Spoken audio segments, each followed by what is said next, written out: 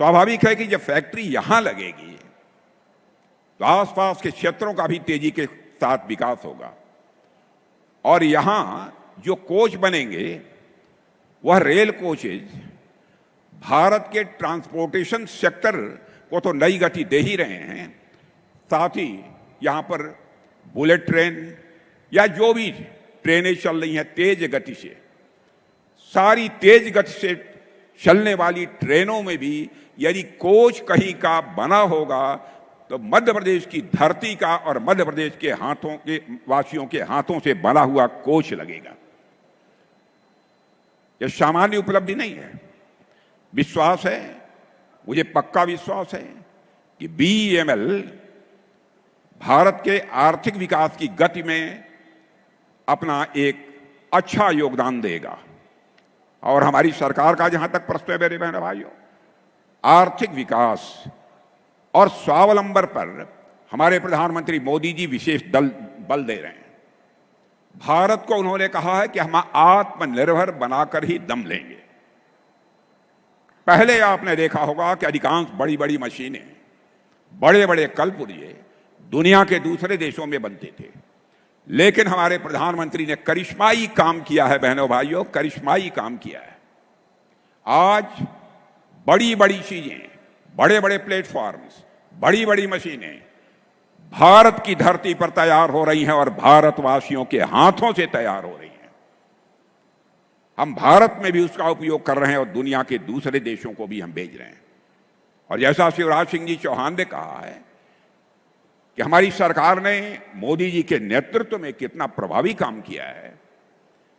जो हमारा भारत धन दौलत के मामले में, धन दौलत के आकार के मामले में 2014 में दुनिया के देशों में 11वें स्थान पर खड़ा था, बहनों भाइयों आपको जानकर खुशी हो गई कि भारत अब यह कोई सामान्य देश नहीं रहा है, बल्कि धन दौलत के मामले में हमारा भारत दुनिया के टॉप के 4 देशों की कतार में आकर खड़ा हो चुका है। दुनिया के 4 देशों की कतार में आकर खड़ा हुआ है। और जितने भी बड़े देश हैं उनमें सबसे अधिक तेजी से आगे बढ़ने वाली अर्थव्यवस्था यदि किसी देश की है जो सबसे तेजी के साथ बढ़ रही है, लगभग 6.5% से अधिक दर से बढ़ रही है, तो हमारे और आपके देश या भारत की अर्थव्यवस्था सबसे तेजी के साथ आगे बढ़ रही है। और मैं फिर से दोहराना चाहता हूं, बड़े देश जितने भी हैं उनमें सर्वाधिक तेजी से आगे बढ़ने वाली अर्थव्यवस्था यदि कहीं की है तो हमारे भारत की है। भारत जब इतनी तेजी के साथ आगे बढ़ रहा है, इसका मतलब है देश आगे बढ़ रहा है तो हमारे देशवासी भी उसके साथ आगे बढ़ रहे हैं। यह हकीकत है, क्योंकि देशवासी यदि आगे नहीं बढ़ेंगे तो भारत आगे नहीं बढ़ सकता है। पहले दुनिया में जब हम कहते थे कि हम विश्व की सबसे बड़ी अर्थव्यवस्था बनेंगे तो लोग हमारा मजाक उड़ाते थे, हंसते थे। आज सारी दुनिया ने यह मान लिया है कि भारत दुनिया में सबसे तेजी के साथ मोदी जी के नेतृत्व में आगे बढ़ रहा है। बहनों भाइयों, इस हकीकत को सबने स्वीकार कर लिया है। और लोग कहते हैं अंग्रेजी में डैशिंग यानी दबंग, डायनेमिक यानी गतिशील अर्थव्यवस्था विश्व में दुनिया के किसी देश की है तो हमारे और आपके देश भारत की हो गई है। मेरे बहनों भाइयों, यह भी हम लोगों के लिए कम गौरव का एक विषय नहीं है। कुछ लोग हैं जो भारत के का विकास जितनी तेजी के साथ हो रहा है उन्हें रास नहीं आ रहा है, उन्हें अच्छा नहीं लग रहा है। सबके बास तो हम हैं, भारत कैसे इतनी तेजी के साथ बढ़ रहा है।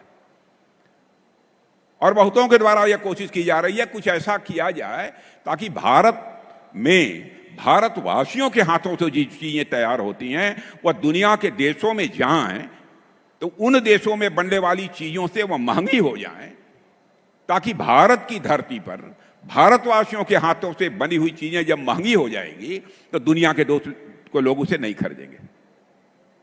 यह कोशिश की जा रही है। लेकिन बहनों भाइयों, भारत जितनी तेजी के साथ आगे बढ़ रहा है, मैं पूरे विश्वास के साथ कहता हूं कि भारत को अब दुनिया की कोई ताकत विश्व की एक बड़ी शक्ति बनने से रोक नहीं सकती है। जहां तक रक्षा क्षेत्र का प्रश्न है, मेरे मित्रों, मैं कहना चाहता हूं, रक्षा क्षेत्र की हमारी हालत यह थी डिफेंस की कि पहले, और हम लोग जब जरूरत पड़ती थी तो दुनिया के दूसरे देशों से जाकर, चाहे कुछ भी हो, हवाई जहाज हो, हथियार हो, प्लेटफॉर्म्स हो, जो भी हो, सब कुछ हम दुनिया के दूसरे देशों से खरीदते थे। लेकिन आज मैं आपको जानकारी देने के लिए आया हूं बहनों भाइयों, अब हम इनमें से बहुत सारी चीजें न केवल भारत की धरती पर बना रहे हैं, न केवल भारतवासियों के हाथों से बना रहे हैं, न केवल हम अपनी आवश्यकताओं को पूरा कर रहे हैं, बल्कि हम दुनिया के दूसरे देशों को भी हम एक्सपोर्ट करने का काम कर रहे हैं, उनके पास भी हम भेज रहे हैं। दुनिया के देश सब हमारे सामान को खरीदने का काम कर रहे हैं। जब मोदी जी पहली बार 2014 में प्रधानमंत्री बने थे, तो उस समय भारत के डिफेंस आइटम, रक्षा उत्पाद की चीजें दुनिया के देशों को केवल 600 करोड़ रुपए की एक्सपोर्ट होती थी, माने जो दुनिया के दूसरे देशों के लोग खरीदते थे।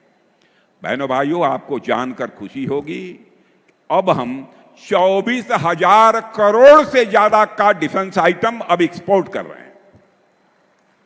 यह है भारत की ताकत, यह नए भारत का यह नया रक्षा क्षेत्र है। और निर्यात लगातार बढ़ रहा है। और मैं यहां के नौजवानों का करिश्मा बतलाना चाहता हूं। जो टेक्नोलॉजी होती है, जो हिंदी में तकनीक कहते हैं, यह तकनीक भी दुनिया के दूसरे देशों के नौजवान बनाते थे। अब बड़ी संख्या में हमारे देश के नौजवान वह सब सारी तकनीक बना रहे हैं, वह टेक्नोलॉजी बना रहे हैं, और उसी टेक्नोलॉजी का प्रयोग करके हम बहुत सारे अपने रक्षा से संबंधित हथियार, प्लेटफॉर्म्स, बम, तोप, गोले और मिसाइल बना रहे हैं। आपने देखा कि ऑपरेशन सिंदूर हुआ। शिवराज सिंह जी ने आपके सामने चर्चा की कि कैसे पहलगाम में कुछ आतंकवादियों ने आकर हमारे वहां पर्यटन के लिए गए कुछ निर्दोष नागरिकों की निर्मम हत्या कर दी थी। मेरे बहनों भाइयों, उन्होंने मान लिया था कि भारत शांत होकर बैठ जाएगा। हमारे प्रधानमंत्री जी का संकल्प था, हम लोगों ने तय किया, हम इसका मुंहतोड़ जवाब देंगे। और आपने देखा होगा, ऐसी कल्पना भी कभी नहीं की जा सकती थी, धर्म पूछकर मारेंगे। पूछते थे कि तुम कौन हो। बहनों भाइयों, हम लोग धर्म किसी का पूछकर किसी की हत्या नहीं कर सकते। हम तो किसी की हत्या में विश्वास ही नहीं करते। बल्कि चींटी को भी, हमारे घर में माताएं बहनें जो आटा गूंथती हैं, यदि चींटी कोई थाली के बगल से गुजरती है तो थाली का आटा निकालकर उस चींटी के खाने के लिए डाल देती हैं, और ईश्वर से कामना करती हैं कि यह चींटी भी दीर्घजीवी हो। यह भारत की सोच है। और यहां आतंकवादियों ने आकर धर्म पूछ पूछ कर लोगों को मारा। तो बहनों भाइयों, हम लोगों ने भी ठान लिया कि हम धर्म पूछकर किसी को नहीं मारेंगे, बदला नहीं लेंगे। हम उनका कर्म देखकर हम उनको मारेंगे बहनों भाइयों, और कर्म देखकर हम लोगों ने मारा। और हम लोगों ने माना कि यह भारत की आत्मा पर प्रहार किया है। और मैं आपको याद दिलाना चाहता हूं, जब सीता जी लंका में थी, रावण ने अपहरण किया था, तो उस समय या हनुमान जी जब वहां पहुंचे और जब पूरी लंका की वाटिका में तोड़ फोड़ सब मचाई, और फिर जब सीता जी के पास पहुंचे तो सीता जी ने बड़ी विनम्रता से कहा कि हे हनुमान, ये आपने क्या किया? लंका में आपने इतनी तोड़ फोड़ क्यों की? इतने लोगों को क्यों मारा?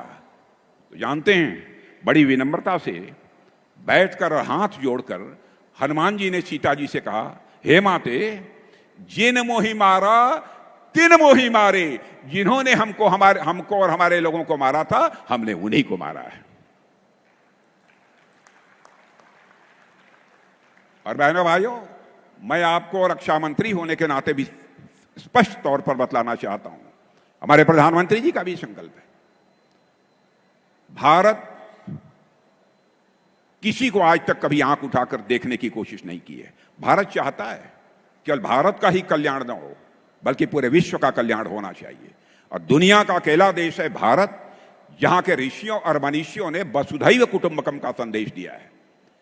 भारत की सीमा में ही नहीं, बल्कि पूरे विश्व की धरा पर रहने वाले जितने लोग हैं, सभी का कल्याण होना चाहिए। यह संदेश सारी दुनिया को, दुनिया के किसी एक देश से गया है तो केवल और केवल हमारे और आपके देश भारत से गया है मेरे बहनों भाई। दुनिया के अन्य किसी देश से नहीं गया है, भारत से गया है। हम सभी का कल्याण चाहते हैं, लेकिन जैसा शिवराज जी ने कहा, इसका मतलब यह नहीं है कि जो चाहे वह भारत पर आक्रमण कर दे। जो हमें छेड़ेगा हम उसे छोड़ेंगे नहीं। यह भी संकल्प है, यह भी ताकत भारतवासियों के अंदर है। और बहनों भाइयों, और आज बीएमएल की जिस यूनिट का यहां शिलान्यास हो रहा है, उससे न केवल रोजगार के नए अवसर खुलेंगे, जैसा मैंने बताया कि अन्य बहुत सारे छोटे मोटे उद्योग भी यहां पर खड़े होंगे, स्थानीय लोगों को काम मिलेगा।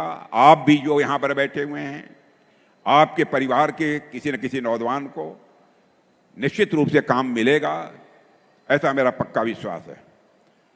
और साथियों, जहां तक मध्य प्रदेश का प्रश्न है, हमेशा ये जंगलों की खूबसूरती, अपने टाइगर्स और अपनी प्राकृतिक सुंदरता के लिए पूरे भारत में जाना जाता है।